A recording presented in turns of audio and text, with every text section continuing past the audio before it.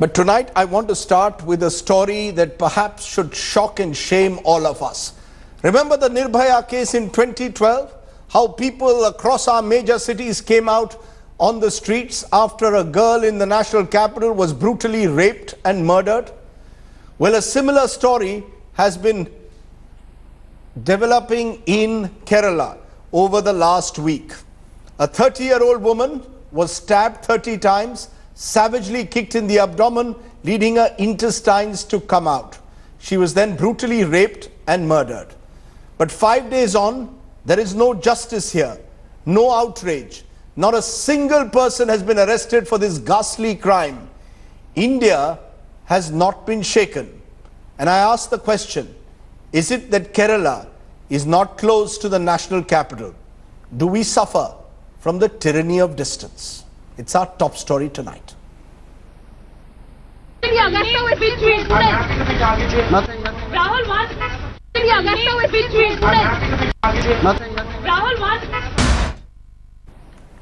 Attacks.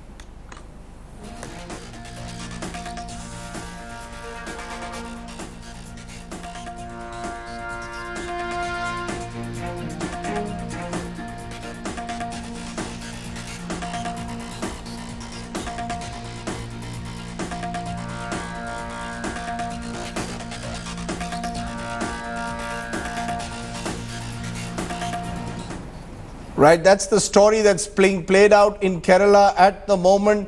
I want to raise this question first to Shaheen Nafisa. She's been a journalist who's been tracking this story there in Kerala. And I want to raise this big question to you, Shaheen Nafisa. It's 6 days now. A law student in Kerala found killed at her home, 30 marks of stabbing, intestines pulled out, nobody arrested as yet. What do you make out of it? Does it suggest a lack of seriousness in dealing with the case, or is it simply a declining law and order situation in Kerala? Well, actually, Kerala is a state which has a better law and order system, and this thing should not happen in a state like Kerala. And in my understanding, I visited the place yesterday. I met her sister, met her mother, and in my understanding, and I talked to so many people in the locality, I think police, initially police tried to hide, police tried to play it down, the kind of crime that happened. Like most of the people in the locality told me that they did not have an idea that, they all were told by the police that, yeah, she was murdered. And they all thought that, yeah, she was murdered, that's all. You know, but this was such a crime which is strikingly similar to that Delhi rape. The local people didn't know that. So in my understanding. But what does it say if the police, as you are saying, is trying to play down such a gruesome murder and rape? What does it say about our society? Look at what happened in the Nirbhaya case, ma'am, in Delhi, and look at what happens in Kerala. Yeah, I think maybe because this being the time of election, you know, the second day this murder was reported in the local page of the newspapers just as a girl is found dead. That's all. And it was like it's a suspected murder. It was not even confirmed in the local pages of the newspapers the next day. Only after a couple of days, the incident was reported by the media, and I don't think this is a lapse happened from the part of the media. I think the police tried to hush it up. The police tried to play down the incident. But I don't think the police is playing for somebody. I don't think the police will try to save somebody. But maybe because they wanted to, play down the incident. Yeah. You know, the question is, you have seen what has happened in the Nirbhaya incident in Delhi. There was a people's movement against the crime, but a state like Kerala, 100% literacy, strong tradition of social and political activism. Why has it taken so long before people have hit the streets? In Delhi, within 24-48 hours of Nirbhaya, people were out on the streets. Why this time have we not seen greater outrage? See, I mean, I don't think it has anything to do with literacy. But anyway, after 3-4 days, it has become a very big issue in Kerala. And there are a lot of protests happening today. A lot of protests across the state, from Thiruvananthapuram to Kozhikode. There are a lot of people coming out on the street and there are protests. It happens in Kerala, but you know, I don't think it has anything to do with literacy, and the state of women is not very good in such a very high literate state. You know, yeah. I understand what you're saying, but I'm also saying Kerala polls around the corner. Do you think in the backdrop of elections, particularly a Dalit woman getting raped and murdered in this manner, the issue will get politicized, there'll be a political blame game, and as a result, what you have is the girl may not get justice in the truest sense of the term. Look, everyone is responsible. In fact, I don't think it has anything to do with the present government. It's not like that. I'm very sad to see some political parties, people trying to politicize the issue. It's not like UDF is responsible or LDF is responsible. Everyone is responsible. The issue is basically political. You know, she was a Dalit girl. She was staying in a hut, and they do not have any land. It was a land which they do not hold any title. So basically the issue is the land ownership of Dalits. I do believe that this issue is directly connected with that issue. Right. And it has to be addressed in that way. There are around 3 lakh Dalit people in Kerala waiting for land. So it has to be, yeah. No, ma'am, I just want to raise though the question. I've got some numbers. 1,019 rape cases in 2012 in Kerala. 1221 rape cases in 2013 in Kerala. The number rises to 1347 in 2014. Rape instances seem to be rising in a state where women, I thought, are empowered, where there is a sense that maybe in Kerala, crimes against women, there will be zero tolerance to. Why are the rape cases rising then? I'm not very sure whether the incidents are rising in Kerala. I think each and every crime is reported in Kerala. I should say, and I don't think compared to other states, there is a rising number of crimes in Kerala. I can't say that. In Kerala, each and every crime is reported. Each and every crime is registered. That might be the reason for this increased number of rapes and murder. Right, ma'am, I appreciate your joining me and giving me a sense of what is happening on the ground there in Kerala. I want to go to Asha Devi, Nirbhaya's mother. Remember, in a way, as she said, she wants her daughter now to be called Jyoti. Thank you very much for joining us. Her real name was Jyoti, remember. Mahila Sood, lawyer, also joining me. Jyoti ji, जब आप सुनती हैं कि केरला में इस तरह की घटना होती है और वहां 5 दिन हुए हैं, अभी तक किसी को अरेस्ट नहीं किया गया है और देश भर में कोई ऐसी प्रतिक्रिया नहीं है जिससे लोगों को गुस्सा आकर लोग रास्ते पर आ रहे हैं, क्या आपको लगता है कि हर महिला का अधिकार हो, हर परिवार को वो न्याय मिलना चाहिए जिस तरह से आपकी लड़ाई हुई? एक दलित महिला जो है केरल में, उसको कौन न्याय देगा?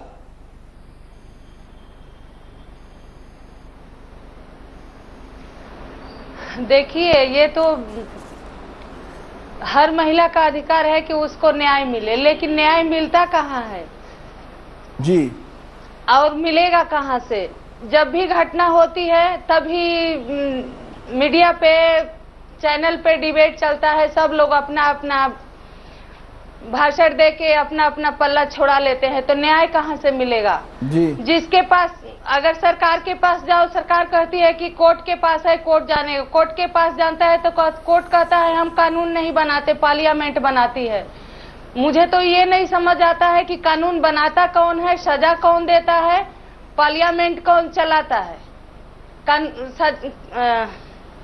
इंसाफ कहाँ से मिलेगा? जब वोट का टाइम होता है तो महिला का सुरक्षा दिखता है, महिला का आरक्षण दिखता है कि नहीं 50% महिला की आबादी है, लेकिन जब महिला रोड पे, बस में, कार में घसीट के मारी जाती है, उसके साथ गैंगरेप होता है, तो दुनिया पता न कहाँ सरकार और पुलिस और हमारा सिस्टम सोया रहता है। मैं तो 4 साल से देख रही हूँ कि जब भी घटना होती है तभी बहस होता है, तभी जी, मैं यही, हम हमारे जैसे माँ बाप, हमारे जैसे पीड़ित परिवार अगर रोड पे आके न्याय मांगता है तो डंडा मिलता है, और जब एक महिला की असमत रोड पे लूटी जाती है, उस टाइम हमारा सिस्टम, हमारी पुलिस, हमारा सरकार कहाँ रहता है? मैं यही सवाल महीरा सूद से पूछूंगा। महीरा सूद, the contrasting images that I'm showing, what we saw in Delhi, nationwide protests. In Kerala, it's taken 5 days. People have now started coming on the street.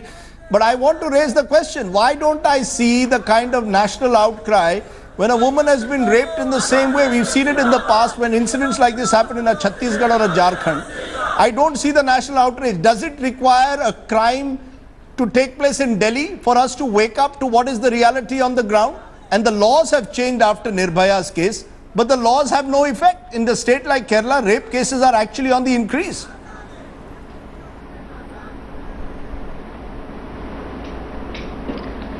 Rajdeep, give me a couple of minutes. My answer is probably a little more nuanced. I think the media would do well to question, for instance, its coverage of Delhi-centric news, fair enough. But I think the larger question that we need to focus on is not why is there no media outrage, why is there no public outrage. I think the larger question is why should that be required for justice, since when have we started confusing public outrage and media coverage with the criminal justice system? I mean, I think, yes, we saw it in Jessica Lal's case, we saw it in Nirbhaya's case, and those things have, you know, led to some positive outcomes, but it has also led to a situation where we now are either demanded to be in a state of perpetual outrage, or that nothing will happen without that kind of media coverage and street outrage, and that is not the way criminal cases should be decided. But 5 days, I mean, 5 days, no arrest made. Perhaps the correct 5 days in Kerala, no arrest made. Why are we not seeing it? It is about it's not just the outrage. 5 days, no arrest made. There will be questions about the criminal justice system. A Dalit woman is raped and murdered in a grisly manner.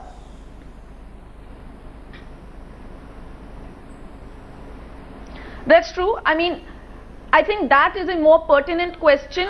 What is the status of the investigation? 5 days can be a long time when the police know who the perpetrators are. At times it does take longer. That is a more pertinent question as to what is the stage of investigation, but with the basis of public outrage. I don't think that really should have a role to play in the criminal justice system, and I think that's the road on which we're headed. I take your point that outrage alone is not enough. It needs much more than outrage. But I am simply at the top flagging this off as Nirbhaya's mother has joined us, Jyoti ji has joined us, and you've joined us, Meera. I'm just flagging off the question. Even the criminal justice system in this country sometimes needs to be shaken by an element of media coverage, sustained media coverage, and follow-up of the story. And I just wonder... That's the bigger problem. That's the bigger problem, that the police will not act and the judiciary will not act without that sort of media coverage and public outrage. I take the point. Meera Sood. And then that effectively leads to trial by media. Okay. Whether it leads to trial by media, the fact is what has happened in Kerala is a shocker.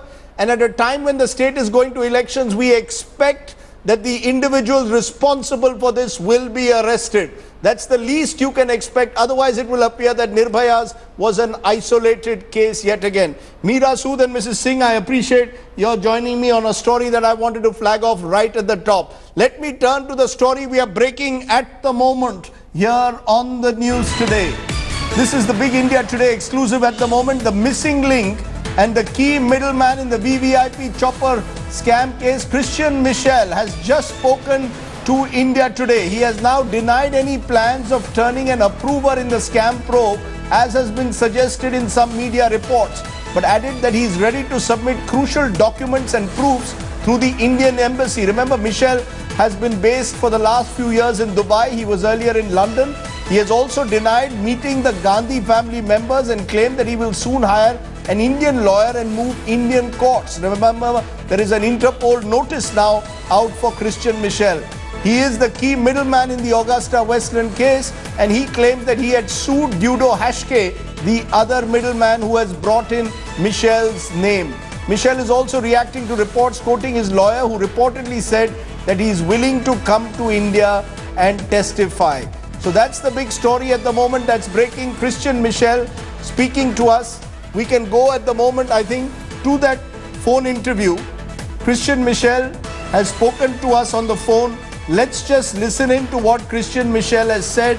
Why is it that Christian Michel is now saying that he is not agreed to turn an approver? Listen in to Christian Michel. No, that is not correct. Well, I tell you what, I've spoken to Miss Rosemary. She didn't mean that in that way. Her English isn't that great, and she was taken out of context. What she was trying to say is that under the right conditions, I would be prepared to give evidence in the embassy in UAE or in India if I get an undertaking that I will not be arrested and be allowed to return, having given evidence to prove that there was no wrongdoing that I am aware of. Well, I have a lot of records about the motivation behind some of the forgeries that were created, and I have documentary proof that they're forgeries, and that would go a long way to clearing up the issues. These are the sort of proofs I want to bring. Well, I have a lot of records about the motivation behind some of the forgeries that were created, and I have documentary proof that they're forgeries, and that would go a long way to clearing up the issues. These are the sort of proofs I want to bring. Okay, so have you communicated with the Indian authorities or the Italian authorities regarding the same, regarding these evidences that you are talking about? Yes, I have. I have communicated to the Italian authorities about them. I have taken legal action against Mr. Hashki, suing him in Switzerland for forgery and giving false evidence in court. Okay. And I will be presenting this evidence in India in due course. Okay, Christian Michel there. We are going to play more of that big interview and that big phone interview that's coming in. Atir Khan, our correspondent who's tracking the story, is joining me. Atir, Christian Michel is making two important points there. A, he is claiming that the documents on the basis of which he is wanted in the case are forged. These are the letters that Hashke produced to the Italian court. And those were the letters in which names like Sonia Gandhi being the driving force in Augusta Westland and according to some sources, Ahmed Patel were named in those letters. Now Michel is claiming in that interview to us that those are forged letters. He's going to provide evidence of the same, and he's going to put it forward to the Italian embassy, to the Indian embassy in Italy, to make it clear to the Indian authorities. What is the CBI making out of what Christian Michel has now told us? That the documents are forged, the letters are forged. What are they saying about Christian Michel to you?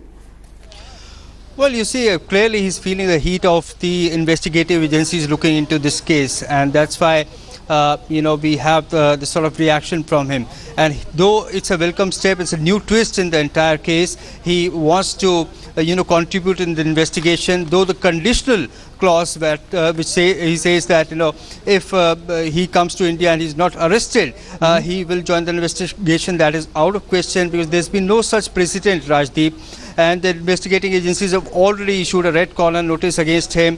It was just a matter of time when they were going to write to Dubai to initiate his deportation in some way. But what he's saying is that he wants to join the investigation, and if he has certain facts, details of forgery which happened in this case, then the investigating agencies are open to it. They are open to it in whatever manner he chooses to do it. But certainly, no, hold on. Yeah. Do the investigating agencies in the first instance believe that those documents are forged?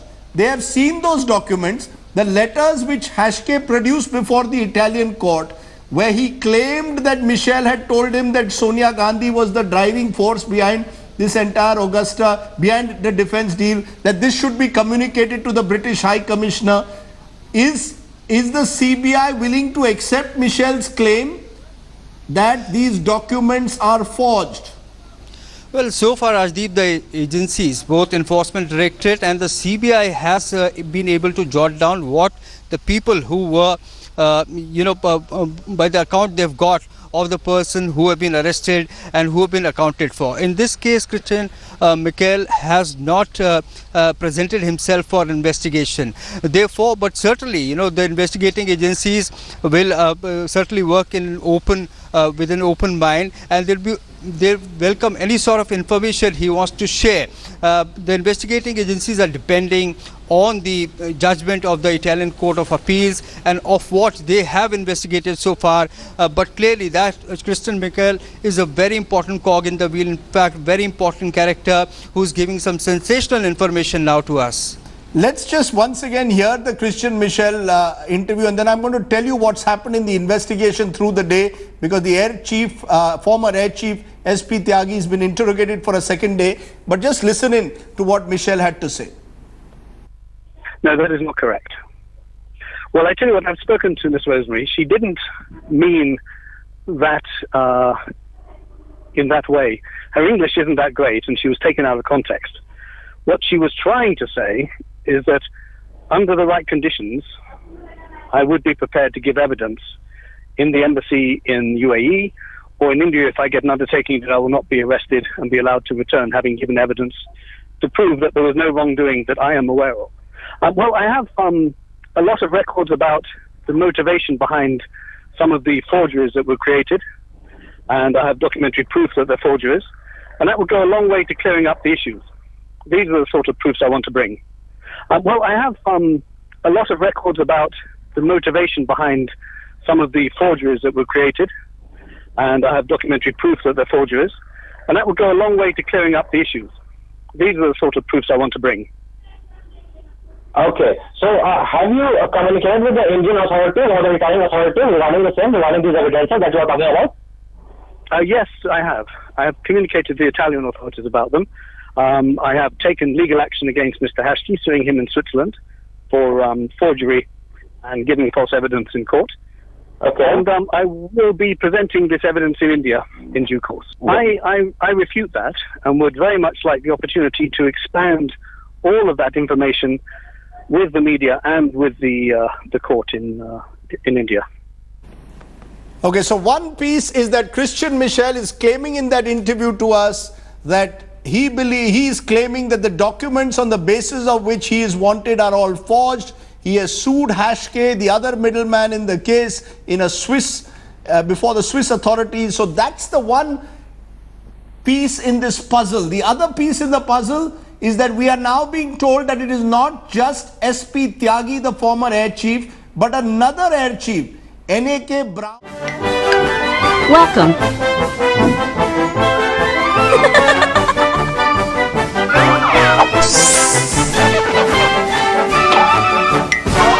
Hollywood. This is a black tie event which US President Barack Obama previously joked is a night when Washington celebrates itself, brings together journalists, media barons, Hollywood.